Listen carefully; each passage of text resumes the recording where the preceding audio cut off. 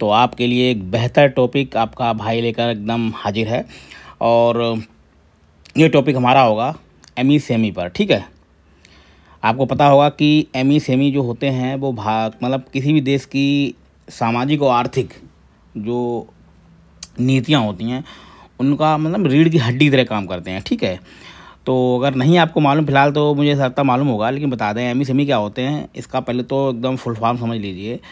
M यानी micro, और S मतलब स्मॉल, एम मतलब मीडियम, और ई मतलब इंटरप्राइजेस। ठीक है, तो साहब ये हम टॉपिक क्यों पढ़ रहे हैं, क्योंकि आज है 27 तारीख और आज हम एमी सेमी दिवस मनाते हैं। ठीक है,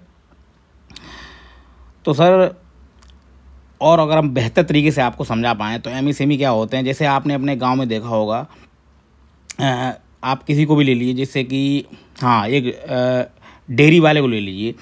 अगर कोई डेयरी वाला छोटी सी डेयरी खोल कर वहाँ पे कोई उद्योग चला रहा है, या फिर मतलब कोई उससे उत्पाद बना रहा है, या फिर जो बड़े मतलब इन दूध उद्योग हैं उसके लिए सप्लाई कर रहा है। ठीक है, तो वो छोटे स्तर पर क्या हो गया, एमी सेमी हो गया। ठीक है, मतलब माइक्रो या स्मॉल जिसमें भी उसने अपना पंजीकरण सरकार पास करा रखा हो, उसका क्या टर्नओवर है। ठीक है, हिसाब से तो सर इस पर और थोड़ी बात करेंगे, लेकिन हम थोड़ा इसमें पहले हम देख लें कि इसके बेहतरीन जो हम आपके लिए पॉइंट निकाल के लाए हैं जो आप अपने एग्ज़ाम में लिख सकते हैं। मतलब ज़रूरी नहीं आप जब एग्ज़ाम में एमी सेमी का ही क्वेश्चन आए उसमें ये पॉइंट लिखिए। जब भी आर्थिक गतिविधियों की बात आए, रोज़गार की बात आए, गरीबी उन्मूलन की बात आए, ठीक है, और ग्रामीण विकास की बात आए, ठीक है, और क्या नाम शहरी विकास की बात आए, महिलाओं की बात आए, और जो वंचित समूह हैं उनकी बात आए, आप कहीं भी ये पॉइंट लिख सकते हैं कि मतलब सरकार है क्या क्या योजनाएं चला रही है और कैसे गरीबी उन्मूलन और रोज़गारों का सृजन कर रही है। ठीक है, और एमी सेमी हमारी जो अर्थव्यवस्था यानी जीडीपी में कैसे एक नहीं कहते कि सहायक के रूप में उभरे हैं। ठीक है, चलिए पहले देखते हैं कि सरकार की क्या क्या साहब उपलब्धियाँ रही। तो पहले तो आप ये थोड़ा देख लीजिए कि जो एमी सेमी दिवस है वो आज ही मनाया जाता है 27 जून। ठीक है, आज का मतलब 27 जून है, आप लिख लीजिए। ठीक है, 27 जून को ही मनाया जाता है, जून। ठीक है, तो सर देखते हैं कि सरकार की अभी तक की क्या क्या उपलब्धियाँ रही। पिछले 10 वर्षों में पंजीकृत एमएसएमई में 20 गुना वृद्धि हुई। इसका मतलब सर समझते हैं, यानी जो हमने एक सपना देखा है ना, हमारी जो इकोनॉमी है उसका 5 ट्रिलियन का, उसके लिए मतलब ये बहुत बड़े एक नहीं रीढ़ की हड्डी तरह काम कर रहे हैं। ठीक है, तो सब हिसाब क्या हुआ है, 10 वर्षों में पंजीकृत एमएसएमई की 20 गुना वृद्धि हुई है।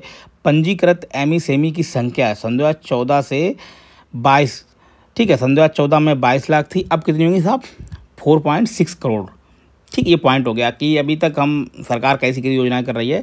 आगे चले देखते हैं। उद्यम पंजीकरण पोर्टल ने एमएसएमई के लिए सरल निःशुल्क पंजीकरण सुविधा सुनिश्चित की है। अब देखिए इसमें एक और पॉइंट डाल सकते हैं, जैसे इसमें आया ना कि ये पोर्टल, तो इसमें देखिए कि जब भी कहीं ई गवर्नेंस का मुद्दा आए, ठीक है, और ये आईसीटी यानी इंफॉर्मेशन टेक्नोलॉजी का कहीं भी कोई क्वेश्चन मिले तो उसमें लिखिए कि उसने जो वाणिज्यिक गतिविधियों और व्यापार के लिए कितनी सुविधाएं उपलब्ध कराई हैं, कितनी चीज़ें आसान करती हैं। ठीक है, ईज ऑफ डूइंग बिजनेस जो सरकार अपनी योजना चला रही है उसके तहत ये आप लिख सकते हैं कि पहले क्या था कि भाई घूसखोरी थी, रिश्वत थी, जो भी दुनियादारी, जो भी पंजीकरण कराते थे या कोई हमें लाइसेंस होना होता था। तो अब क्या हुआ कि सीधे आप ऑनलाइन जाइए, पोर्टल पर अपना पंजीकरण कराइए। ठीक है, और कोई भी जानकारी है तो उस पर बिना किसी नौकरशाही की दखल अंदाजी के आप अपनी जानकारी प्राप्त कर सकते हैं। ठीक है, अगला देखते हैं पॉइंट क्या है सर। पिछले 10 वर्षों में अकेले एमएसएमई क्षेत्र ने 20 करोड़ से अधिक रोजगार सृजन किए जो समान विकास में योगदान कर रहे हैं। समझे सर, मतलब जब भी कहीं रोजगार का आपको कोई भी मुद्दा दिखे तो उसमें लिखिए कि एमएसएमई कितनी बड़ी भूमिका निभा रहे हैं। देखिए अब सभी लोग हैं बाहर जाकर तो नौकरी कर नहीं सकते। ठीक है, जैसे हो गया भाई आजकल दिल्ली में, देखिए दिल्ली मुंबई बड़े बड़े शहरों में वैसे भी भीड़ भाड़ इतनी है कि लोग मरे जा रहे हैं और उनकी रहने की परिस्थितियां वैसे भी बेकार हो गई हैं। ठीक है, तो इससे एमएसएमई से क्या फ़ायदा हुआ सर, मतलब आपको कहीं बाहर जाए बिना गांव में ही आपके लिए रोज़गार उपलब्ध हो गया। हमने बताया ना, जैसे डेयरी आप ले सकते हैं, ठीक है, मुर्गी पालन ले सकते हैं साहब, और मुर्गी पालन के अलावा हो गया मत्स्य पालन, जो भी तालाब वगैरह होते हैं उसमें के लिए भी सरकार भी सब्सिडी करा देती है। ठीक है, कि आप वहीं पे मत्स्य पालन यानी मछली पालन, झींगा पालन, जो भी आपको करना है वो उद्योग चलाइए। उसके बाद और गांव में चलाइए महिलाओं के लिए। साहब एमएसएमई महिलाओं के ना वरदान बनकर उभरे हैं। महिलाओं के मुद्दे में आप ये जरूर लिखिए, जैसे कि महिलाएं बाहर नहीं जा पाती हैं, ठीक है, और अभी हमारे यहाँ शिक्षा उतनी बेहतर तरीके से नहीं है, तो महिलाओं के लिए क्या है साहब, गांव में ही सरकार ने ऋण दे दिया और स्वयं सहायता समूह बना दिए कि आप खुद अपना उद्यम चलाइए, ठीक है, अचार पापड़ और दुनियादारी, कहने का मतलब अगरबत्ती बनाइए और छोटे मोटे जो भी प्रोडक्ट हैं जो घर में मतलब कुछ लोगों से मिलके बनाए जा सकते हैं, ठीक है। तो महिलाओं के लिए क्या हुए, ये वरदान साबित हुए हैं। चलिए सर अगले देखिए, पीएम विश्वकर्मा योजना ने 18 व्यवसाय कारीगरों शिल्पकारों को आरंभ तक समग्र सहायता प्रदान की है, ठीक है। लॉन्च के 9 महीने में इतने करोड़ नामा। देखिए सर, विश्वकर्मा योजना आपको बता दें ये क्या है, ये कुछ नहीं, जो भी हमारे गाँव स्तर पर शिल्पकार होते हैं, जैसे हो गया नहीं, जैसे कुम्हार हो गए जो बर्तन बनाते हैं, ठीक है, जो मिट्टी के घड़े वगैरह बनाते हैं, दिए बनाते हैं, आप समझ लीजिए, ठीक है। और मतलब शिल्पकार का मतलब होता है गांव स्तर पे जो भी छोटे होते हैं, जैसे बढ़ई हो गया, ठीक है, मोची हो गया, और माला बनाने वाले हो गए, गार्डन, ठीक है, गार्डनिंग करने वाले हो गए, मतलब और जो भी आप सोच पाएँ गाँव में छोटे छोटे जो भी शिल्पकार होते हैं, मूर्ति बनाने वाले हो गए, ठीक है, जो गाँव में ही मूर्ति बनाए, तो उनके लिए योजना चल रही है। तो आप लिख दीजिए कि सरकार गरीबों के लिए क्या योजना चला रही है, और ठीक है, ये है पीएम विश्वकर्मा योजना। चलिए सर अगले देखते हैं, क्रेडिट गारंटी स्कीम के अंतर्गत पिछले 10 वर्षों में सूक्ष्म लघु उद्योगों को लगभग 5.56 करोड़ रुपए और 73.57 लाख की क्रेडिट गारंटी दी है। देखिए ये आप कैसे लिखेंगे अपने एग्जाम में, तो आप ये बताइए कि पहले गांव में क्या होता था कि सर जो हमारे के मतलब जो भी कारीगर थे, किसान थे और महिलाएं थी, वो क्या कहते हैं, वहाँ के जो साहूकार होते थे गांव के, ठीक है, उनसे ही मतलब कर्जा लेते थे। तो वो साहब कर्जा क्या होता था कि वो काफ़ी महंगा हो जाता, पता लगे कि महीने का 5% रह रहे हैं, ठीक है, अभी तो लग रहा है महीने का 5%, लेकिन वो साल भर का 60% हो गया, ठीक है। पता लगा आपने 100 रुपये लिए किसी से और साल भर में आपको 160 रुपये देने पड़े। तो सरकार क्या कर रही है कि क्रेडिट गारंटी स्कीम है, इसके तहत जैसे रेडी वाले आपने सुना होगा, मुद्रा योजना चला रही है, ठीक है, रेडी वालों के लिए, और स्टैंड अप इंडिया चला रही है, ठीक है, क्या नाम जिसे बोलते हैं माइक्रो फाइनेंस, मतलब छोटे आप उद्यम चलाइए और सरकार के पास अपनी आइडिया लेके जाइए, अगर ठीक है, तो सरकार आपको लोन देती है, अपने उद्यम आप चला सकते हैं।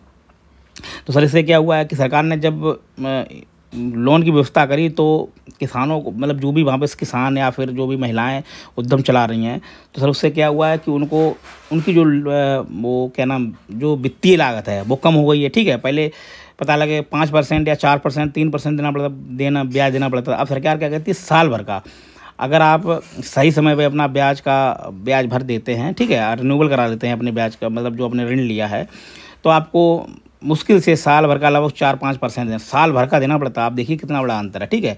तो इससे क्या है, उनकी साहब जो जीवन यापन की लागत है वो भी कम आई है। चलिए सर अगले देखते हैं, पीएमईजी के अंतर्गत इतने करोड़ रुपए की स्कीम, मार्जिन सब्सिडी के इतने लाख, कितना है 6.93 लाख करोड़ के उद्यम स्थापित किए, ठीक है।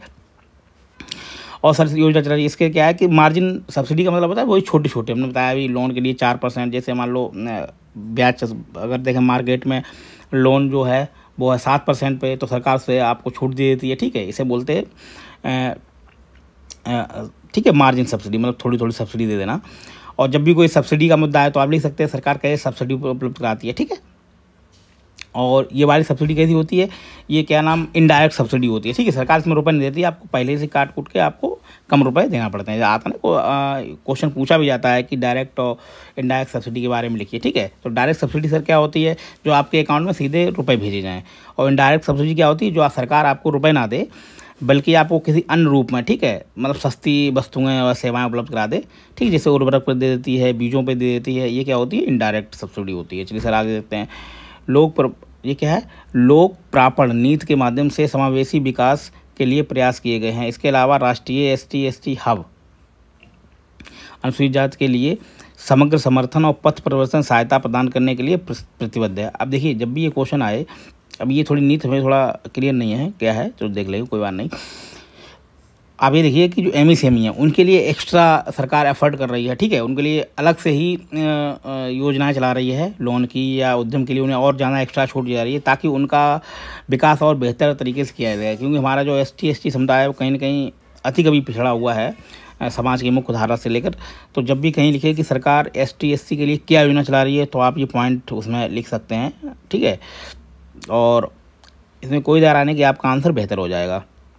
ST ST MC MSE से खरीद में 15 गुना की वृद्धि हुई है, ठीक है।